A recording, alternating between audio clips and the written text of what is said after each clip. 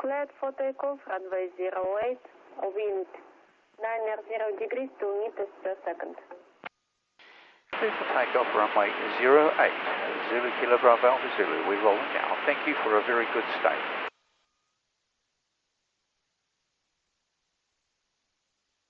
Okay, all set. Very good.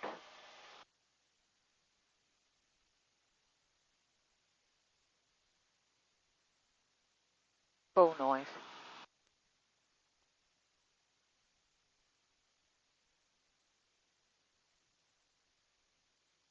We have 60 knots.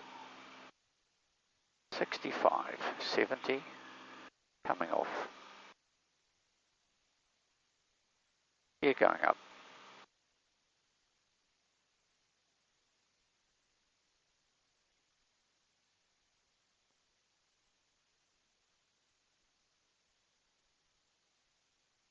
Power set, climb.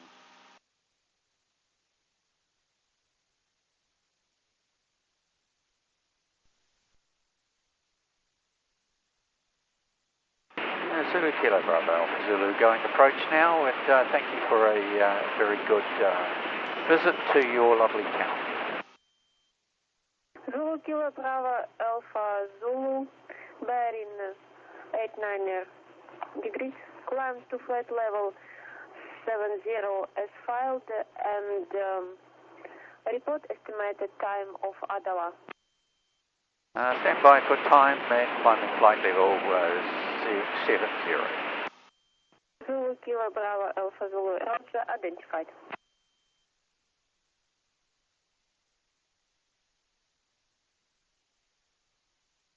Started off from Ulan Ude and climbed to flight level 70 and spent probably the best part of an hour and 3/4 at the lower level. The ground's quite high here as we're crossing Siberia, so in effect we were probably only about 3,000 feet above the ground level, and which afforded us a very, very good view of some of the most remote countryside I think we've seen, haven't we, Sandra? Yeah, I do feel the remoteness today, Barry. I haven't actually felt it before, but today I do.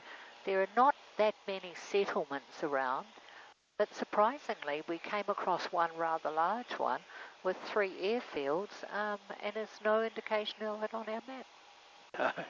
We allowed ourselves ample time to get to the airport and out to our aeroplane. Well, we thought we'd allowed ample time. However, when we got into the airport building, having gone through a security check, language posed some, well, more than just a difficulty. It was quite a challenge, and we needed to get out to our aeroplane, and it seemed like before we could do that, we had to pay our airport charges. We did. And that took quite some time to process, and eventually we were taken to a cashier's office, and we paid the airport charges. But the people were very helpful. Language just couldn't really communicate. Fortunately, you had your little translator on your phone, so with passing back the phone between the people we needed to talk to and you, we got there and eventually got into a little mini bus and down to our aeroplane. I think the gentleman who was doing the security was really helpful, but once he realised that we were doing around the world and we gave him our card, he got the biggest smile on his face, and he was just so helpful. Yes.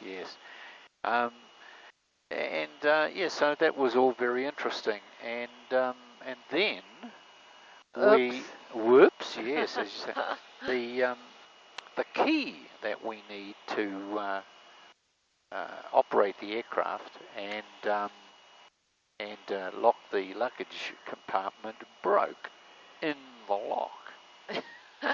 And I must say, there was some little bit of colourful language Oh, going on around the cockpit. Well, anyway, we did manage to retrieve the bit out of the lock, and always carry spare keys. So spare key to the rescue, and I think we were probably, all in all, given the challenge of getting through the airport and breaking a key, we were about 20 minutes late getting off this morning. No more. Could have been closer to 15. Yeah. And but look, it's a beautiful day. I think it's probably the nicest weather day we've had in Russia. We're in clear blue skies, smooth flight conditions. And there is quite a haze across us though, Barry. A lot of haze. We're just sitting above a layer of haze that stretches in every direction around us, and difficult to say what's causing it, but anyway, it's there. We have our next reporting point along the way. It's not for a while yet. Gigos, and we've still got over an hour or so to run to there.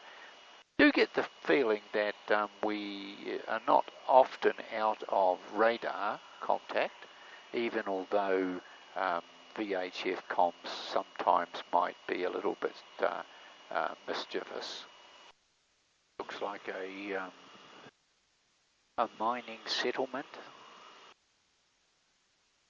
and it is remote. I mean, this is really remote country.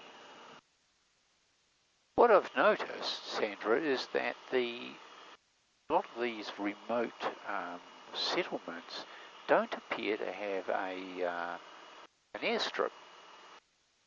Well, if you look where we've been landing, well, there's always big helicopters parked on the airstrips where we've been. So I'd say they use the big mix rather than aircraft. The Middle Eights. Middle Eights, is that what they're called? Yeah.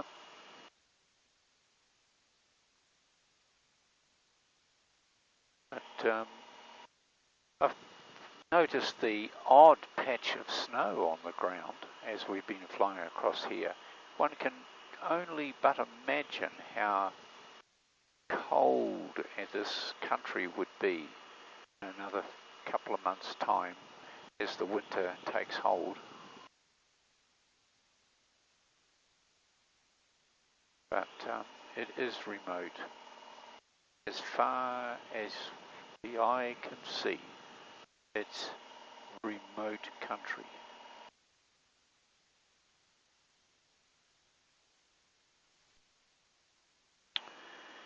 Well, we're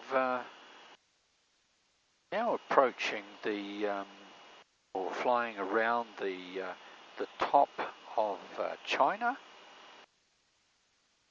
We've made contact with the next frequency area, having left this one here and now into this frequency area.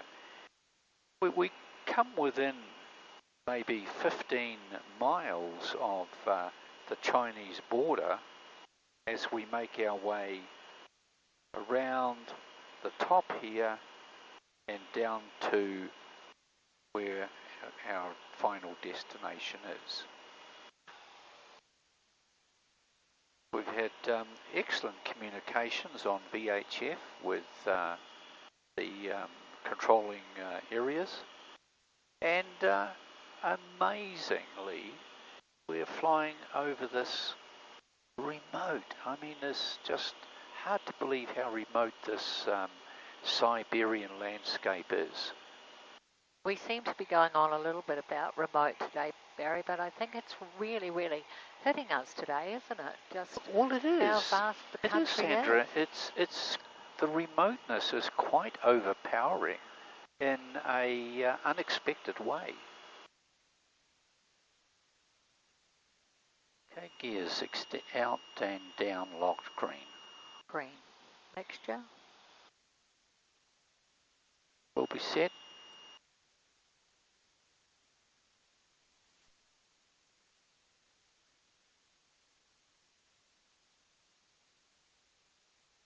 Prop max. Maps going max.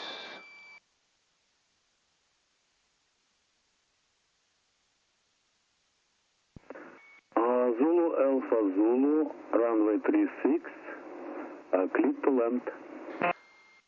Clear to land, runway 36, Zulu Kilo Bravo, obviously.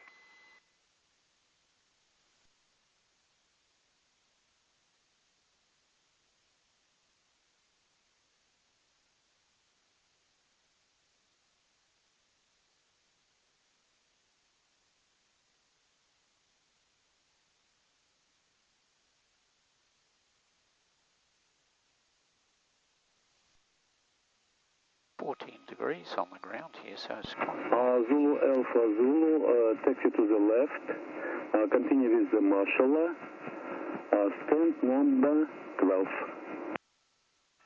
Number 12, and sighted the marshaller. Thank you very much for your help. Zulu Alpha Zulu.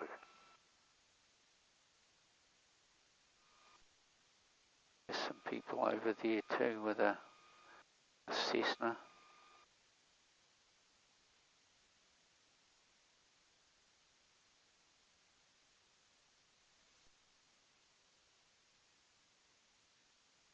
Stand number 12.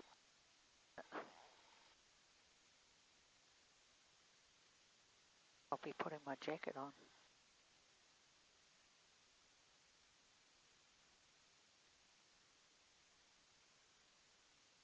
Radio's off.